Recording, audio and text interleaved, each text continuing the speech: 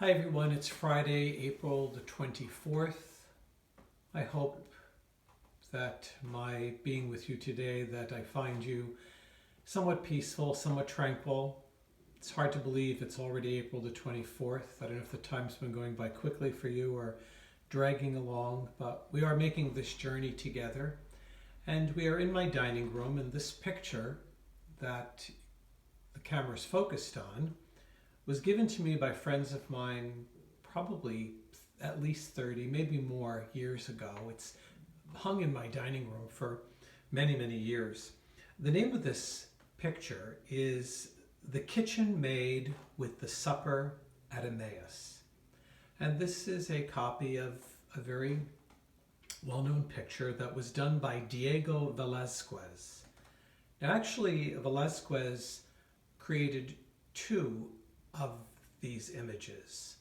One today is found in a museum in Chicago, and the other is found in a museum in Dublin, Ireland. The one in Chicago does not have, as you can see in the upper left-hand corner, that sort of pass through that window, and through it you can see Christ and one of the two men he met on the road to Emmaus, and this is the moment when they sit and they have a meal. Chicago does not have that in there, their version of this picture.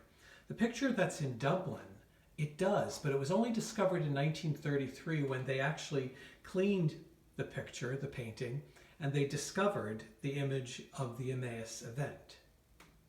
Velázquez was a Spanish painter of the 17th century.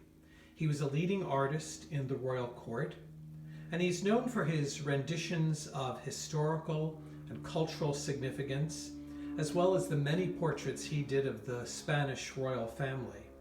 However, religious subjects were not really his focus in his painting.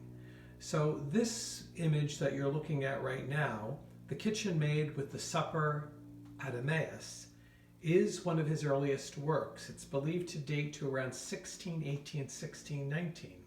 And in this, the main focus of the picture, both this one from Dublin and the one in Chicago, is a Moorish servant who is working in the kitchen. Now, the reason I'm focused on this is that this weekend's gospel is the story of the disciples on the road to Emmaus, and they're meeting the risen Jesus along the way, and the moment of revelation when he breaks bread with them in a place where they've stopped to eat and to lodge. So obviously, I'm thinking about that in preparation for the weekend and for the homily of the weekend. But I'm also thinking about today's gospel, the gospel for Friday of the second week of Easter. And in it, from John's gospel, it depicts the image of Jesus feeding the multitude. And in this version of the story, it is a nameless boy who has the few loaves and fish that then in a moment become the dinner for thousands of people because of Jesus' words and his actions. So I'm thinking today about this unnamed girl who is busy with the preparations of a dinner, and an unnamed boy in the gospel who offers a couple of loaves of bread and a few fish that become a meal for thousands. And in thinking about both of these unnamed people, I thought of the service workers, unnamed for most of us, and how we are honoring them and appreciating their work, especially during these days of the pandemic. People that we may not have even thought about or given a second notice to in the months prior to this pandemic. And I think that both the gospel today and the gospel for this weekend, and particularly this image of this young woman working in the background, working on the side, it's really focuses for me the challenge of Easter. The challenge of Easter is to see as Jesus does, and to see the dignity of every human person, and the dignity of all work, not just the work that's interesting or makes the front pages of papers or is all over social media, but that work that people do that we often do not notice. And I'm hoping that beyond this time of pandemic, when we move back into a time of being able to maybe move freely about and be with one another again, that we will not forget our focus these days on those nameless people who do the work we take for granted, but in doing so they serve us.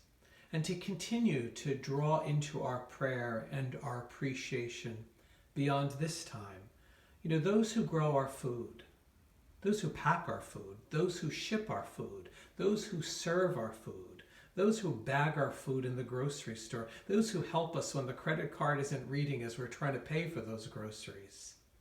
To think about them and to appreciate the dignity of who they are and the work that they do for us. A number of years ago, having meditated on this picture, the servant girl with the Emmaus story here, a poet by the name of Denis Levertov wrote a poem based on it. And I'm hoping that this poem may be our prayer today and in the days ahead. The poem is called The Servant Girl at Emmaus. She listens holding her breath. Surely that voice is his, the one who had looked at her once across the crowd as no one had ever looked, had seen her, had spoken as if to her. Surely those hands were his, taking the platter of bread from hers just now. Hands he'd laid on the dying and made them well. Surely that face, the man they'd crucified for sedition and blasphemy, the man whose body disappeared from its tomb, the man it was rumored now some women had seen this morning alive. Those who had brought this stranger home to their table don't recognize yet with whom they sit. But she in the kitchen, absently touching the wine jug she's to take in, a young black servant intently listening, swings around and sees the light around him and is sure.